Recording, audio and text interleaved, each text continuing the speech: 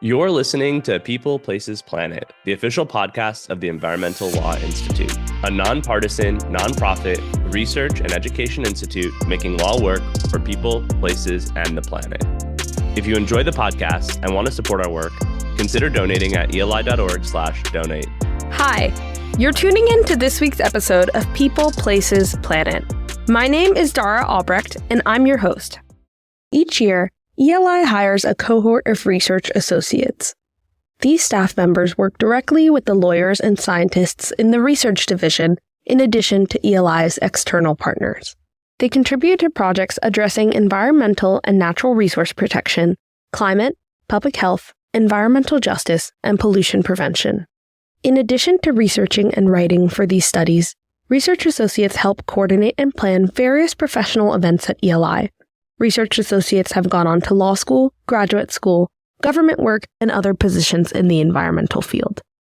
It's my pleasure to welcome some of this year's outgoing research associates. Welcome Tori Rickman, Ella Stack, and Sarah Backer. Why don't we hear a bit about each of you? Well, thank you, Dara, for having us on the podcast today. I'm Sarah. I have been the host of People, Places, Planet, so you might recognize my voice. I'm originally from New York City. I went to school at Wesleyan University, where I studied government and Chinese. And while at ELI, I worked on a host of different projects, like my other fellow research associates here. I have spent a lot of time on the Food Waste Initiative and the Clean Water Act workshops. I'm Ella, and I'm originally from Nashville, Tennessee, and went to Carleton College. While at ELI, I've mainly worked on the Environmental Peacebuilding Program, but I've also worked on the Local Government Environmental Assistance Network and the Network for the Digital Economy and the Environment. Thanks so much, Ella. I'll close this out with introductions now. My name is Tori Rickman, and I'm originally from San Francisco, California. I studied at UCLA, where I majored in geography and geospatial information systems. And now, at the end of my time at ELI, I've worked on a variety of projects, namely the Environmental Peacebuilding Association, Climate Judiciary Project, and the Environmental Law and Policy Annual Review, otherwise known as ELPAR. Great. Thank you all for sharing. We unfortunately could not have Ellie Beckerman, our fourth research associate, on the podcast today, but Ellie worked on many projects during her time at ELI. Most of her work was focused on compensatory mitigation efforts, Belizean fisheries, indoor air quality, and renewable energy and environmental justice. As you all approach the end of your tenure at ELI, what stands out as the most rewarding aspect of your experience? For my work with the Food Waste Initiative and the Center for State and Local Governance, I've built some really strong relationships with outside partners, folks on the ground in Nashville, and really had a fabulous time interviewing people for ELI's plant-based proteins toolkit.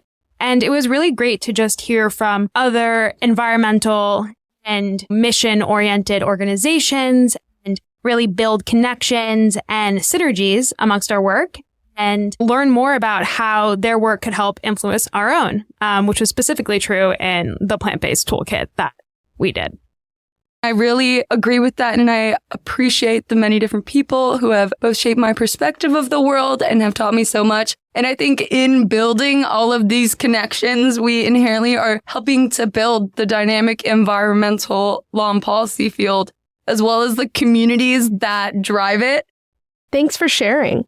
Can you share a project or task you've particularly enjoyed working on during your time here, and why did it resonate with you? So I have really enjoyed working on the Clean Water Act 303D workshops. So I staffed the workshops. And what I've really loved about the workshop is, first of all, everyone on the ELI team is very excited to go to Shepherdstown, West Virginia, to be with the water quality managers and to facilitate this workshop. And it gave me the opportunity to speak to folks from all across the country who were really, really passionate about water quality improvement. I spoke to people from Texas, from Wisconsin, from California, from New Jersey. And it was just a group of scientists that I would have never had the chance to encounter in my day-to-day life if it weren't for ELI. And I really just appreciated that opportunity to hear from the people who are on the ground day to day, improving our water quality and learning from them, and also helping to provide a forum for them that would help them better implement the Clean Water Act day to day. And it's just really great to see that collaboration and information sharing. One project I worked on that I particularly enjoyed was the Climate Judiciary Project. The Climate Judiciary Project, otherwise known as CJP, was founded in 2018 with the goal to educate the judiciary on climate science and how it comes up in the courtrooms. And the reason that I really enjoyed working on this project is because it's a dynamic project operating within a dynamic context. Only a decade ago, we only had a few climate cases, and now we have tens and tens, and the number is increasing rapidly. And within this context, just over the past 2 years, we've had some of the most notable climate cases, and I really enjoyed seeing the project grow and working with a team that was flexible and could adapt.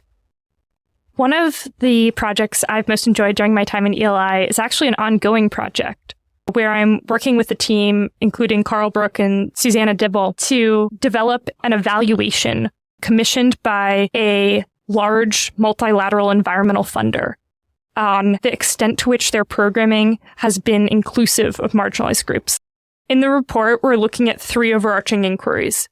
If social inclusion of marginalized groups is already happening in their environmental programming, and if so, how?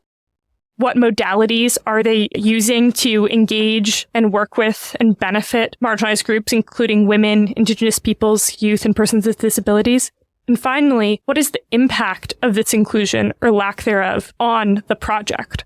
This last inquiry is one where we also feel we have a contribution to make to the scholarly literature, as the relationship between social inclusion and environmental programming and the likelihood of project success has yet to really be determined. And we have a lot of projects, a lot of data to work with, and I'm really excited to see what we'll find as this work continues. Could you tell us a little bit more about the different international projects you're looking at? For sure. So we're looking at projects from 2010 to 2023 across all focal areas, from climate change to international water to land degradation. And we're looking at all regions. And these are projects that are operated by groups such as UNEP or the World Wildlife Fund or the World Bank. So there's a whole variety and range, and it'll be interesting to see if there are differences that emerge in their approach to inclusion. It's amazing to hear about all of your involvement in the many different projects and programs we have going on at ELI. Could y'all talk about any unexpected learnings or insights that you've gained while working on these projects? One thing I've learned is the need to engage people over other mediums. While working on the monitoring and evaluation for environmental peacebuilding toolkit, we developed a toolkit that was intended to be usable with extra video interviews, written case studies on particular instances in which these dynamics have played out, as well as worksheets that are intended to be user-friendly. And while I feel really proud of the toolkit, I think one of the most effective ways to communicate these ideas was through the process along the way, through engaging different stakeholders in the security field, as well as the environmental field and the development field, and asking for their input. And by doing that, also getting their buy-in on this process. I would say that, especially for the work that I've done as part of ELI's Center for State and Local Governance, that I learned a lot more about behavioral science than I ever thought I was going to under the direction of the center's director, Linda Bregan. Linda and other colleagues of mine are really thinking about how can environmental policy apply lessons and findings from behavioral science and other types of scientific literatures to make sure that our policies and interventions are as effective as they can be. As a self-proclaimed environmentalist, a lot of times I think if the public just knows more about X, if they just know that this is a pro-climate behavior, then they will make the necessary change.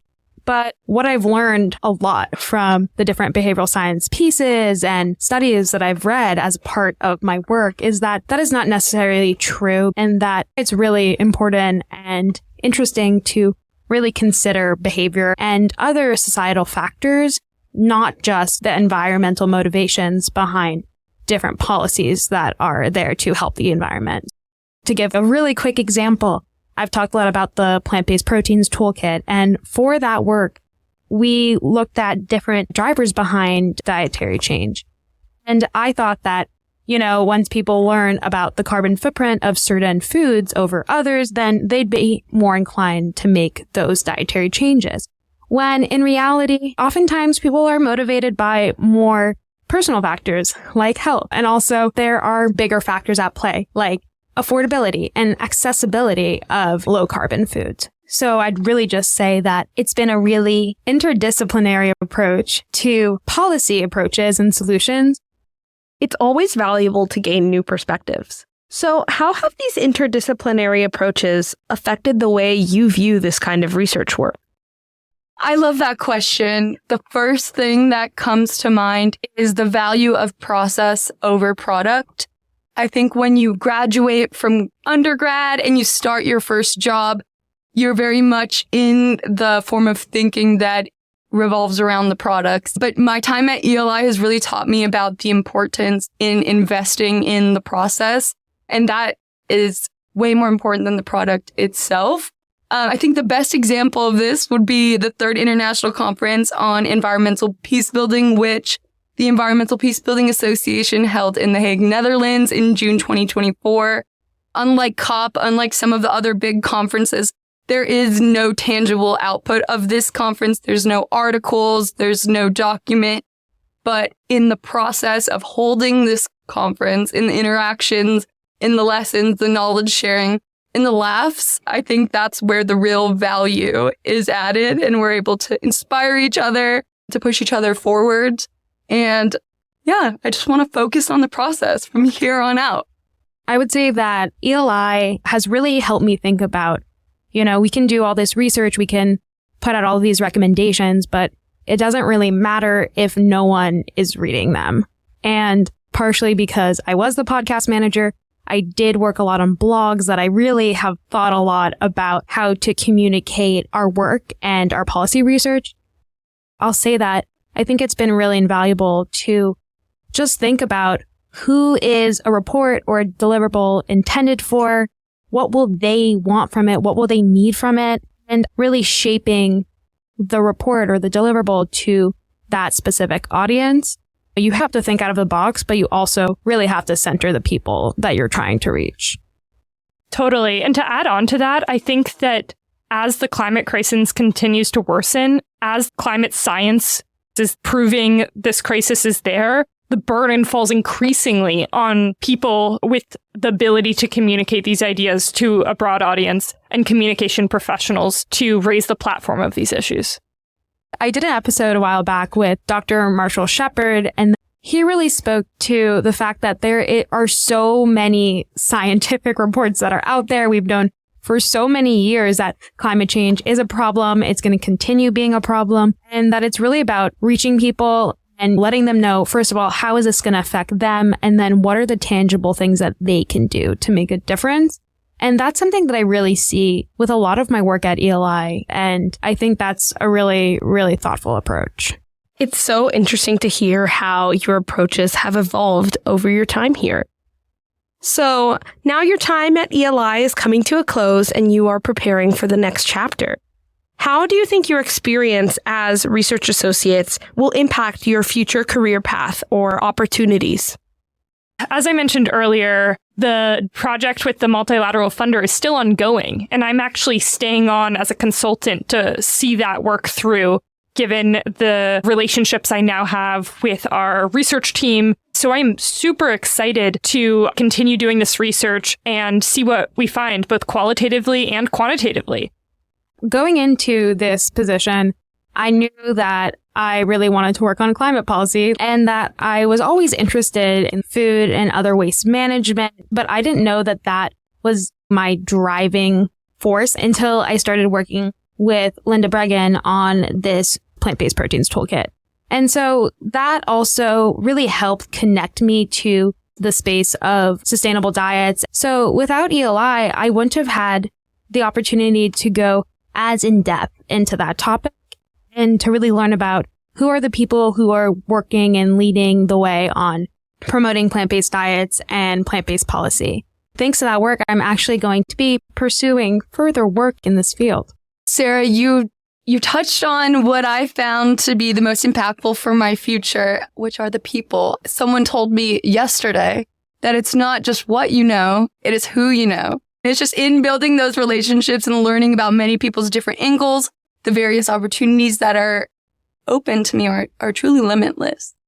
Thank you all for sharing. So I just want to take a minute to ask Sarah a question. So as the outgoing host of this podcast, you've had the chance to interact with a diverse range of guests and explore various topics. So what has been the most memorable or impactful moment for you during this podcast experience, and how has it influenced your perspective? That's a great question, Dara. And I'm so excited that you're going to be taking over the podcast. And I know that you're going to have so much fun with it and just really speak to some really interesting people and have great conversations. So I'm very excited for you. I would say what I've really loved about the podcast is, as I said before, it's another way to reach people and engage people. And I really love the storytelling aspect. I will miss the opportunity to share with the public the great work that ELI and ELI partners are doing. Well, thank you, Sarah. You definitely will be missed on the podcast, and I, for one, have loved listening to all of your episodes over the past year. So thanks again for passing the torch. It sounds like y'all have had really rich experiences in your time here. Before we wrap up, do you have any final thoughts or reflections on your time at ELI that you would like to share?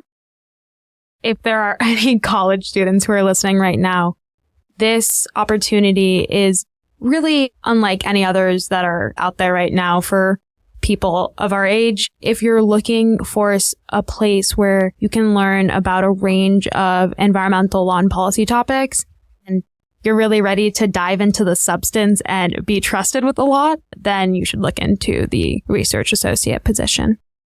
I would encourage you to think about not only what are the pressing environmental challenges of today, but also what those environmental challenges will be for tomorrow. The Environmental Law Institute recently got a grant from the Internet Society Foundation to develop use-inspired research for thinking about the negative environmental impacts of digital technologies in the digital environment.